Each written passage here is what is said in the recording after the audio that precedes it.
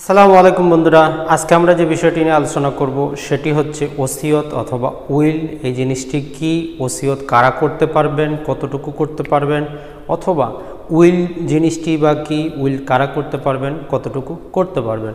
তো বন্ধুরা, গত পর্বে আমার যে ধারাবাহিক ভিডিওগুলো ছিল সেখানে আমরা দেখিয়েছি সম্পত্তির হস্তান্তর কতভাবে হয়ে থাকে। তো সাধারণত বাংলাদেশের পরিপ্রেক্ষিতে আমরা দেখতে পাই যে সর্বমোট 7 রকমের সম্পত্তির হস্তান্তর। তার মধ্যে প্রথম হচ্ছে বিক্রয়, অর্থাৎ ক্রয় বিক্রয়ের মাধ্যমে সম্পত্তির হস্তান্তর ঘটতে পারে। 2 নম্বর যেটি হচ্ছে সেটি হচ্ছে বিনিময়ের মাধ্যমে, অর্থাৎ কারো জমি আপনি গ্রহণ করতে পারেন, কাউকে আপনি জমি একই সাথে একই দলিলে দিতে পারেন, তো এটি হচ্ছে বিনিময়ের মাধ্যমে।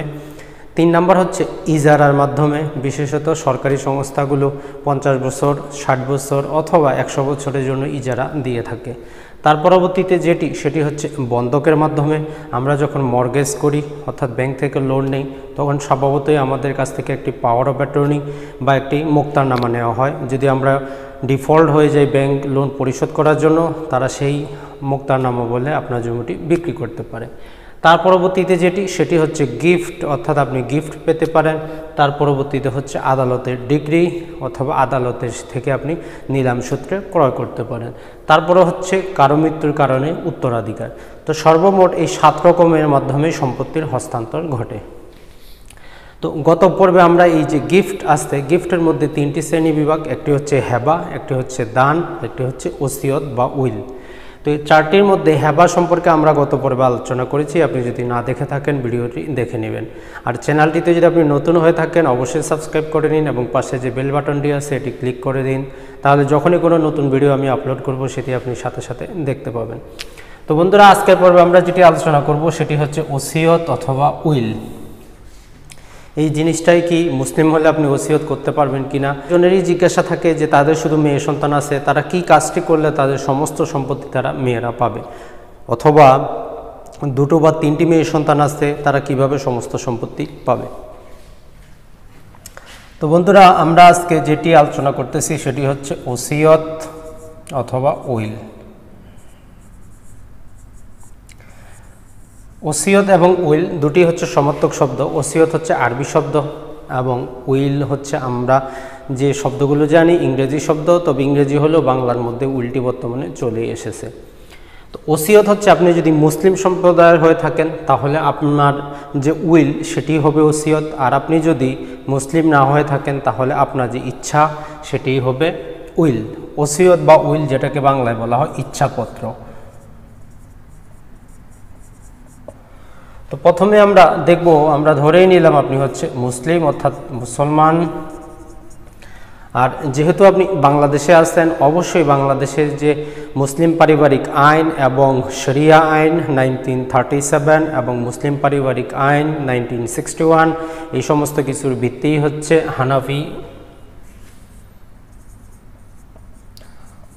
হানাফি ফিকা। এই হানাফি ফিকা এটি বলার কারণ আছে, সেটি আমি শেষের দিকে বলবো কেন এটি বিশেষভাবে উল্লেখ করলাম।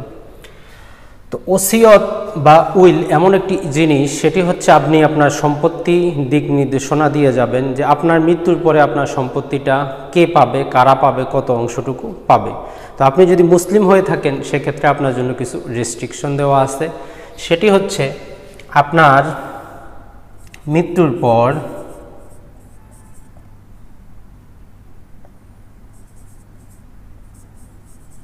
সর্বপ্রথম আপনার দাফন কাফন, অর্থাৎ আপনার দাফন কাফনের খরচ। দ্বিতীয়ত হচ্ছে আপনার যদি কোনো ঋণ থাকে, ঋণ।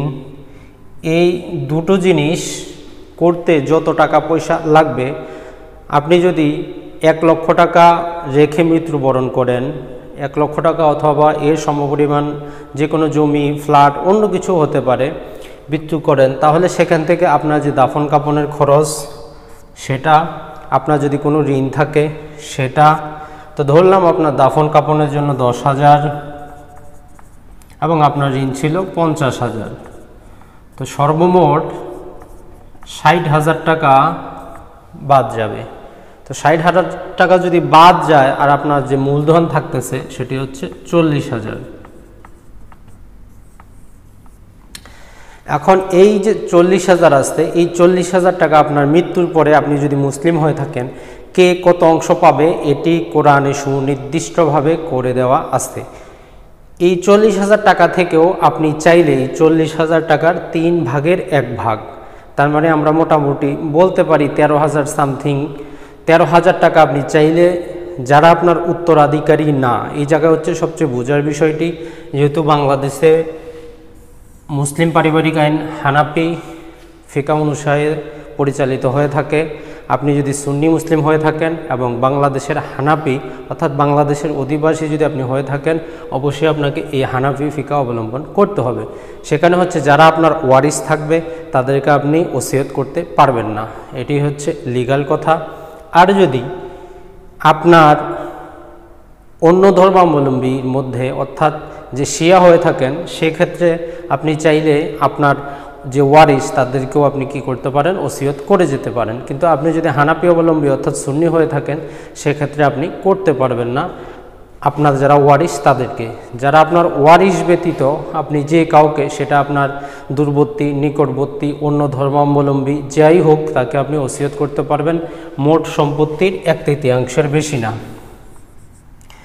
অর্থাৎ আপনার যে মোট সম্পত্তি থাকবে, যে আমরা এই জায়গায় 1 লক্ষ টাকার সম্পত্তির আমরা হিসাব করলাম, তো 1 লক্ষ টাকা আপনি হয়তো যে এই যে আপনার দাফন কাফন এবং ঋণের এই বিষয়টি আপনি হয়তো ভুলে গেছেন, কিন্তু যখন আপনার এই ওসিয়তটি কার্যকর করা হবে তখন 1 লক্ষ টাকা থেকে আপনার দাফন কাফন, আপনার ঋণ এগুলো দেওয়ার পরে যে অ্যামাউন্টটা থাকবে সেটি থেকে 3 ভাগের 1 ভাগ যদি আপনি ওসিয়ত বা উইল করে যান তাহলে সেটি কার্যকর করা হবে। আর যদি এর বেশি হয়ে থাকে তাহলে যতটুকু অংশ বেশি হবে সেটি কখনো কার্যকর হবে না। আর আপনি যদি সুন্নি হয়ে থাকেন, হানাফি হয়ে থাকেন, আপনি আপনার ওয়ারিসদেরকে কি করতে পারবেন না, আপনি উইল বা ওসিয়ত করতে পারবেন না। এটি হচ্ছে ফাইনাল।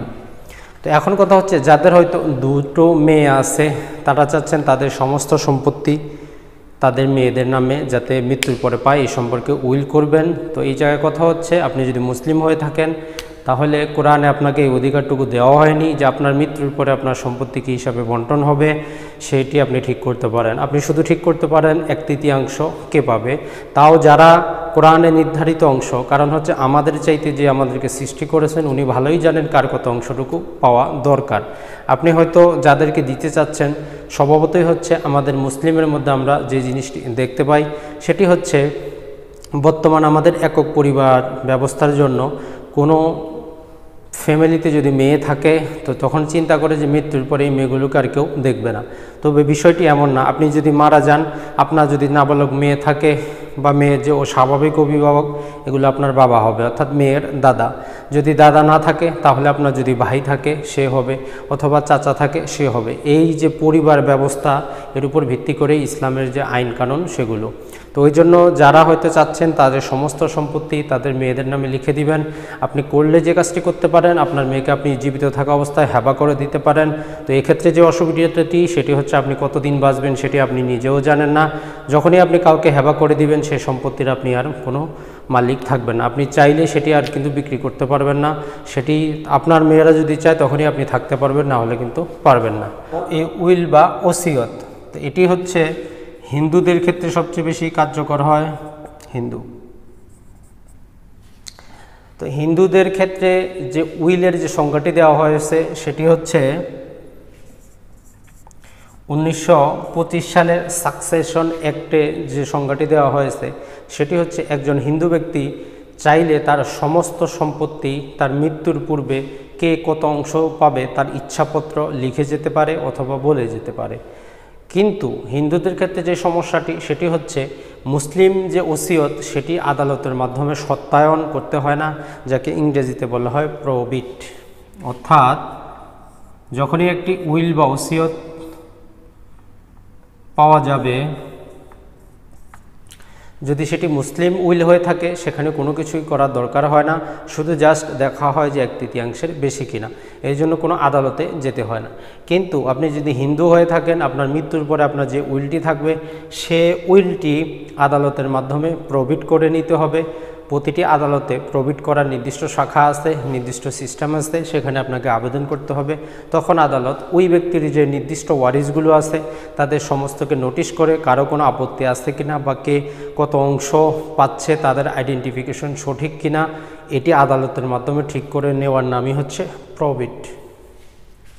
তো বন্ধুরা, এখন আমরা দেখব যে ওসিয়ত অথবা উইল আপনি কিভাবে করবেন।